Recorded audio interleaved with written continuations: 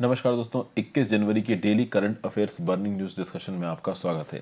देखते हैं आज कौन कौन सी इंपॉर्टेंट न्यूज़ है। पहली news, supreme court panel to meet state governments farm unions from January 21। आपको पता है कि सुप्रीम कोर्ट ने एक 4 मेंबर की कमेटी या पैनल अपॉइंट करके रखा गया है जो कि फार्मर्स इशू के ऊपर बात करेगा।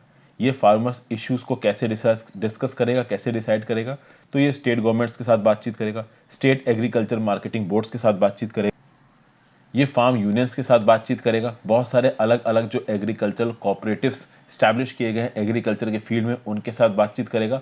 ओवरऑल फार्म लॉस को कैसे रिफॉर्म किया जा सकता है उसके ऊपर बातचीत करेगा। और पहली मीटिंग इस पैनल की होगी जनवरी 21 से 21 जनवरी। तो ये है इसका पूरा बेसिस कि भैया to hold wide ranging consultation on contentious farm laws. ठीक है भाई।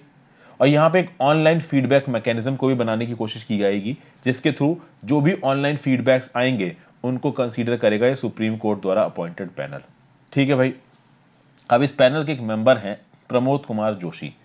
इनसे ये सवाल पूछा गया कि देखिए, जब भी कोई नियम कानून इंप्लीमेंट होता है उससे पहले वाइड रेंजिंग कंसल्टेशन होते हैं। इन फार्म लॉस से पहले वाइड रेंजिंग कंसल्टेशन नहीं हुए हैं, तो क्या ये वाइड रेंजिंग कंसल्टेशन जो नहीं हुए हैं उनके लिए बनाया जा रहा है ये पैनल? तो यहाँ पे जो प्रमोद कुमार जोशी हैं इन्होंने बोला है कि देखिए, हम इस पैनल में इसलिए काम कर रहे हैं क्योंकि हमको सुप्रीम कोर्ट ने काम करने के लिए बोला है। हम लेजिस्लेचर का काम नहीं बोल रहे हैं, हमें सुप्रीम कोर्ट ने बोला है कि आप रिफॉर्म सजेस्ट करिए कि कैसे इन लॉस को और अच्छा बनाया जाएगा, और हमारा काम है उसको सजेस्ट करना। ये लेजिस्लेचर का पार्ट, जुडिशरी का पार्ट, इससे हमारा कोई लेना देना नहीं है। ये बोला किसने? प्रमोद कुमार जोशी जी ने। Pramod Kumar Joshi ji farmer south Asia के डायरेक्टर भी रह चुके हैं इफ्प्री के, international food policy research institution के। ठीक है ना भाई। तो यहां पे क्या बोला इन्होंने? Our mandate is only to meet with all those who are affected by the three laws, all farmers, agreed or non-agreed, happy or neutral, central as well as state government, state marketing boards, farmer producer organizations, cooperatives, self help groups। हम इसके साथ बातचीत करेंगे, इनके view points लेंगे और उन view points के बेसिस पे हम अपने आइडियाज देंगे। सीधी बात है। बहुत सारे जो फार्म ग्रुप्स हैं उन्होंने बोला है कि हम पैनल के साथ इंगेज नहीं करेंगे, लेकिन हम केंद्र सरकार के साथ सीधे सीधे इंगेज करना चाहते हैं। अभी देखिए, ये जो फार्मर्स यूनियन है, ओके, जो कि फार्मर्स को प्रोटेस्ट में रिप्रेजेंट कर रहे हैं, वो किस हद तक सुप्रीम कोर्ट अपॉइंटेड पैनल के साथ बात करते हैं तो समय ही बताएगा। हालांकि जो डायरेक्टेड बातचीत चल रही है सेंटर के बीच में और फार्मर यूनियन के बीच में, उसके ऊपर आज 10th राउंड ऑफ टॉक शुरू होने वाले हैं। तो जो आज 10th राउंड ऑफ टॉक शुरू होने वाले हैं, ठीक है ना भाई, उसमें देखते हैं कि क्या बातचीत होती है सेंटर के बीच में और फार्म यूनियंस के बीच में। 21 जनवरी से पैनल काम करना शुरू कर देगा।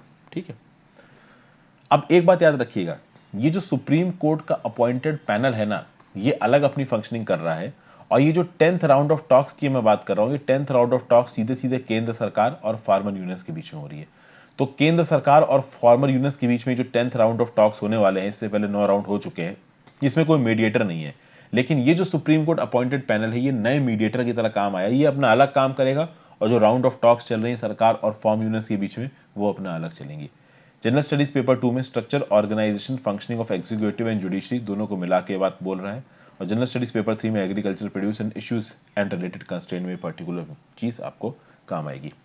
नेक्स्ट न्यूज है, Netaji Subhash Chandra Bose birth anniversary to be celebrated as Parakram Diwas annually. Union culture minister ने अनाउंस किया है दैट 23 जनवरी, और ये 23 जनवरी क्या है? ये बर्थ एनिवर्सरी है नेताजी सुभाष चंद्र बोस जी की। इसको बनाया जाएगा एज पराक्रम दिवस, डे ऑफ करेज बोला जाता है इसको, बोला जाएगा इसको।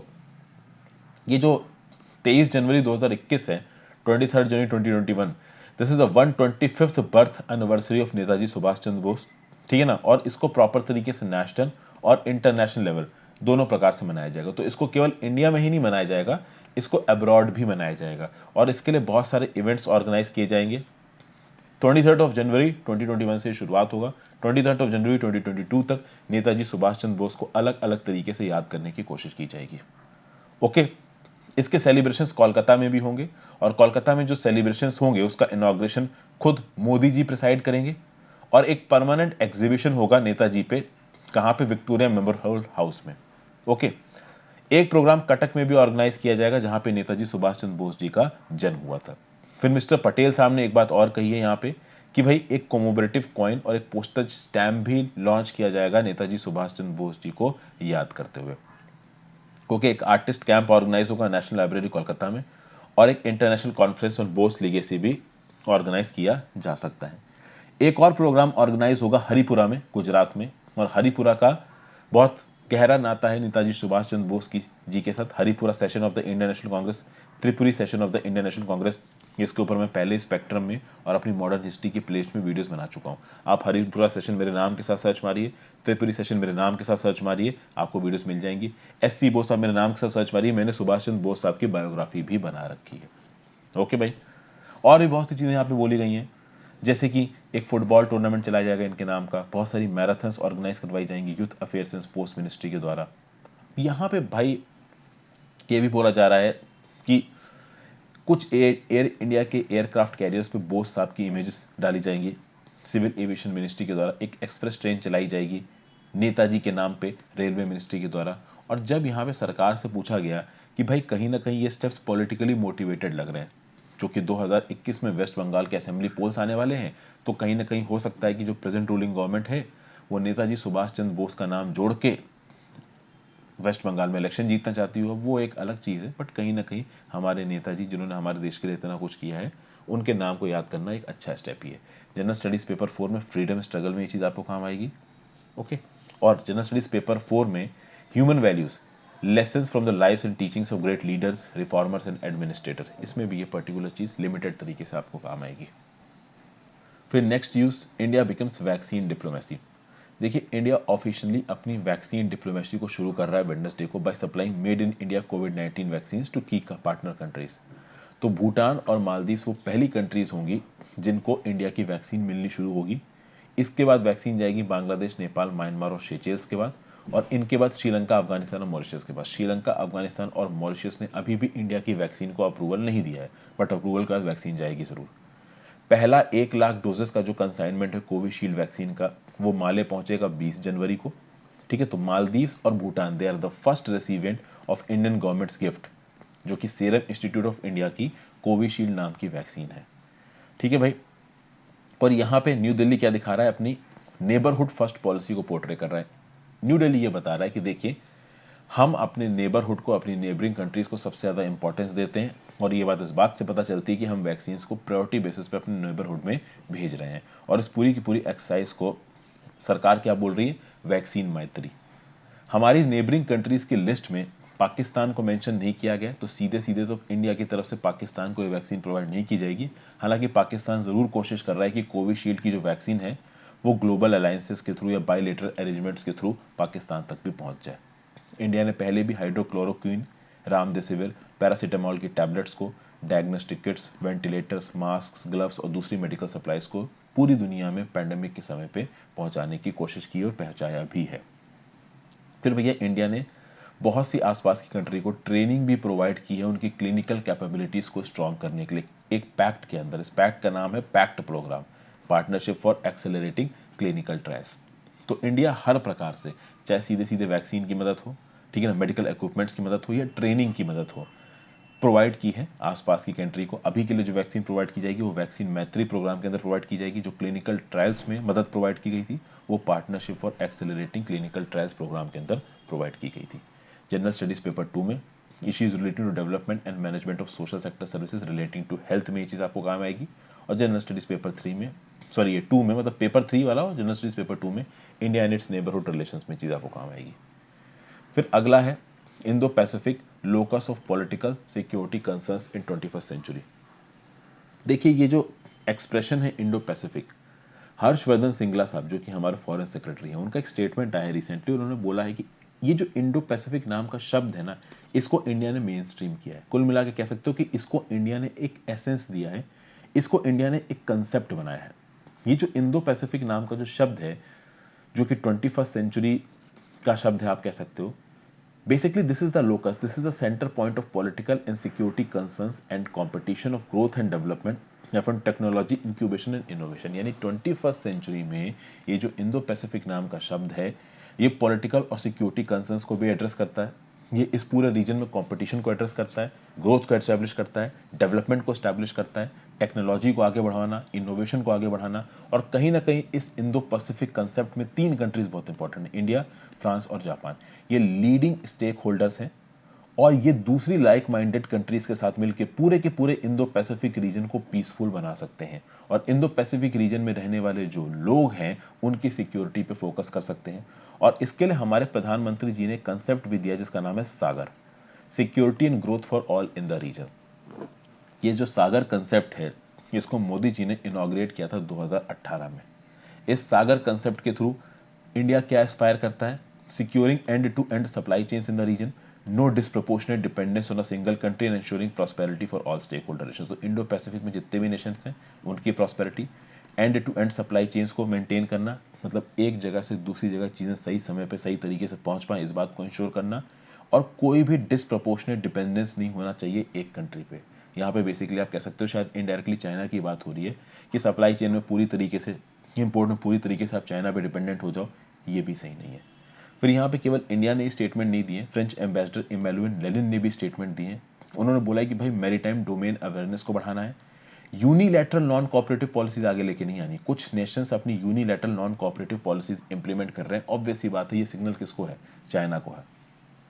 तो भाई मैरीटाइम डोमेन अवेयरनेस को प्रमोट करना है इंडो पैसिफिक रीजन में, एक्सक्लूसिव इकोनॉमिक जोन को मॉनिटर करना बहुत ज़रूरी है। और इस पूरे इंडो पैसिफिक रीजन में, ठीक है, अलग अलग जो रीजनल ऑर्गेनाइजेशंस काम कर रहे हैं उनके बीच में कोऑर्डिनेशन भी बहुत ज़रूरी है, जिसमें एक इंपॉर्टेंट ऑर्गेनाइजेशन है इंडियन ओशन रिम एसोसिएशन। फिर यहाँ पे मिस्टर लेनिन का क्या बोलना है कि भाई it takes a while for the new order to settle down. Mister Lenin said that common goal is to find a new balance as soon as possible and France was ready to work it out. मतलब एक नया balance लेके आना है Indo Pacific region में, एक ऐसा balance जहां पे सबको इंपॉर्टेंस दी जाए, जहां पे किसी एक कंट्री की बादशाहत ना रहे। और इसके लिए एक स्ट्रेटेजिक ट्रायंगल बनाना जरूरी है जिसमें 3 कंट्रीज हो, जिसके सेंटर कहाँ कहाँ पे, पेरिस जो कि फ्रांस की कैपिटल, टोक्यो जो कि जापान की कैपिटल, दिल्ली जो कि इंडिया की कैपिटल, जो कि एक rule based Indo Pacific order बनाएगा जहां पे सबके कंसर्न्स को ध्यान रखा जाएगा, ना कि किसी एक कंट्री की बादशाहत चलेगी।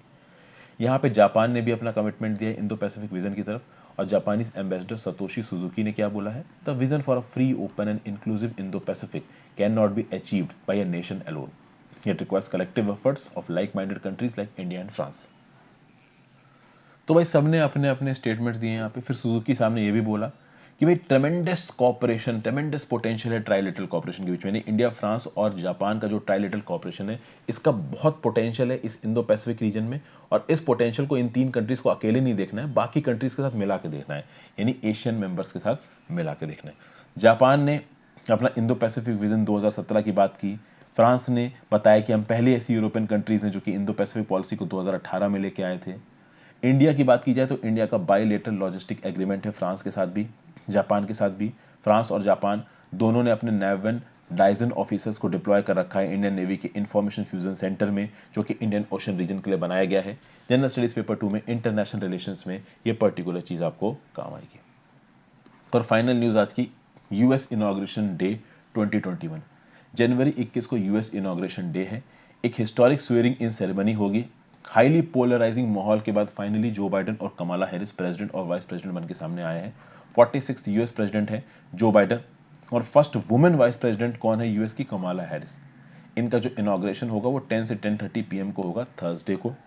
और ये जो सेरेमनी होगी वो पहले की सेरेमनी से बहुत अलग होगी फॉर ऑब्वियस रीजंस। देखिए, एक छोटा क्राउड होगा, सोशल डिस्टेंसिंग का ध्यान रखा जाएगा, क्योंकि कोरोना वायरस का पैंडेमिक फैला हुआ है और रिसेंटली बहुत आर्म्ड प्रोटेस्ट हुए कैपिटल हिल पे, तो उसको चलते स्वेरिंग इन सेरेमनी होगी, बट फैन फेयर के साथ नहीं होगी, छोटी सी सेरेमनी होगी।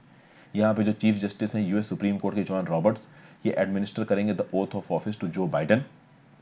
ओके, जो बाइडन ओथ लेंगे हाथ रख के किसके ऊपर? इनकी फैमिली की 127 ईयर ओल्ड फैमिली बाइबल के ऊपर हाथ रख के। इस बाइबल को कौन पकड़ेगा? इनकी wife Jill Biden पकड़ेंगी। Miss Harris को कौन ओथ सॉन करवाएगा? तो जस्टिस सोनिया सोटोमायर करवाएंगी, जो कि फर्स्ट लैटिना मेंबर है यूएस सुप्रीम कोर्ट की।